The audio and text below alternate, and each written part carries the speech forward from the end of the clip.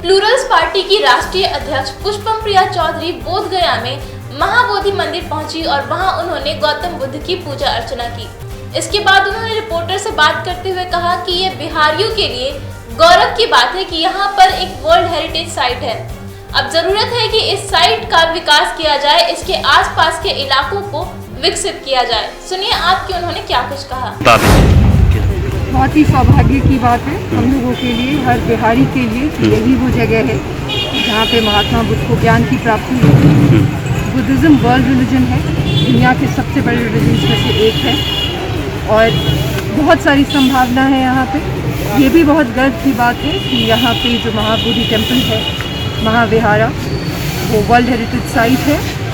आसपास को विकसित करने की ज़रूरत है, आसपास को और विकसित करना पड़ेगा क्योंकि जैसा मैंने अभी आपको कहा, एक इंटरनेशनल साइट, दुनिया से लोग आते हैं, बुद्धिज़्म को फॉलो करने वाले सारे लोग आते हैं, इस पे काम करने की ज़रूरत है। कैसा यहाँ की व्यवस्था कैसा लगा आपका महाबोधि? वर्ल्ड हेरिटेज साइट है, व्यवस्था तो अंदर में अच्छी है, बहुत ही अच्छी है, बेहतरीन है, लेकिन जो इकोनॉमिक अपॉर्चुनिटीज़ हैं वो भी यहाँ पे बहुत सारी असंख्य है क्योंकि जो टूरिज़्म का एक इंटरनेशनल इतना बड़ा सेंटर है, वहाँ पे और भी अपॉर्चुनिटीज़ होनी चाहिए। तो ये अब सरकार का काम है कि वो इस जगह को और भी ज़्यादा एक ऐसा इकोसिस्टम बनाए कि यहाँ से लोगों को रोज़गार प्राप्त हो सके, लोगों की ज़िंदगी और भी बेहतर हो सके। ऐसे बहुत सारे शहर हैं दुनिया में जो कि सिर्फ किसी एक टूरिज़्म की वजह से ही चलती है और बहुत आमदनी होती है। तो इसके लिए पॉलिसी बनानी पड़ेगी, उस तरीके की पॉलिसी की बोध गया में किसी को भी कम से कम रोज़गार की कमी नहीं है। इसके बाद उन्होंने जातिगत जनगणना को लेकर कहा कि पिछले 30 सालों से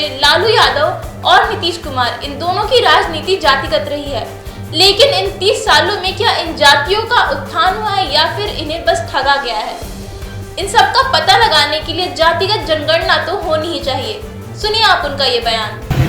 बिहार का जातीय जनगणना की जो मांगे हैं, ये क्या लगता है समाज में ये कितना फायदा होगा या क्या नुकसान असर होगा जातीय जनगणना को? देखिए, ये जो क्वांटिटेटिव जनगणना है जिसकी मांग है, उसको क्वालिटेटिव होने की ज़रूरत है। मतलब कि सोशियो इकोनॉमिक इंडिकेटर्स जो हैं, जिन जातियों का ये लोग, जिनकी ठेकेदारी करने की ये लोग दावा कर रहे हैं पिछले 30 वर्षों से, लालू जी और नीतीश जी की राजनीति है वो जातिगत ही रही है।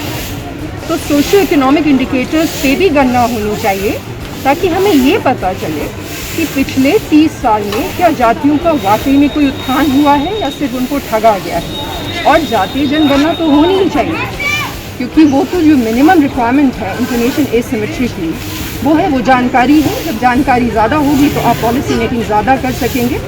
पर मेरा और पार्टी का भी यही स्टैंड है कि क्वालिटेटिव करिए। वही कारण था, सोशो इकोनॉमिक इंडिकेटर्स में लोगों की ज़िंदगी बेहतर हो, यही कारण था। तो अब वक्त आ गया है, 30 साल में इन्होंने क्या किया है वो देखने के लिए हमें सोशो इकोनॉमिक इंडिकेटर्स के बारे में बताइए। सीताराम मांझी जी का बयान है कि जो जातीय जनगणना का विरोध करें वो संविधान का विरोधी है, उनको करवाइए। कोई भी विरोध नहीं कर रहा, कौन विरोध कर रहा है? ये तो पॉलिसी मेकिंग है। पॉलिसी मेकिंग में तो मैंने अभी आपको बोला कि इंफॉर्मेशन एसिमेट्री वो तो होनी ही चाहिए, लेकिन ये सब जुमले से तो काम नहीं चलेगा ना। ये तो मूर्ख वाली बात होगी। क्यों जनगणना होती है? जनगणना इस वजह से होती है कि उनको पॉलिसी से फ़ायदा हो सके। तो पिछले 30 साल में क्या फ़ायदा हुआ है ये भी तो जानने की ज़रूरत है, ये भी तो जानने का अधिकार है। या सिर्फ जाति के नाम पे ये लोग अपना घर भर रहे हैं, ये भी तो जानने का अधिकार है। तो ये थी प्लूरल्स पार्टी की राष्ट्रीय अध्यक्ष पुष्पम प्रिया चौधरी। इसी तरह की तमाम छोटी बड़ी खबरों को जानने के लिए आप बने रहिए NBC 24 के साथ। धन्यवाद।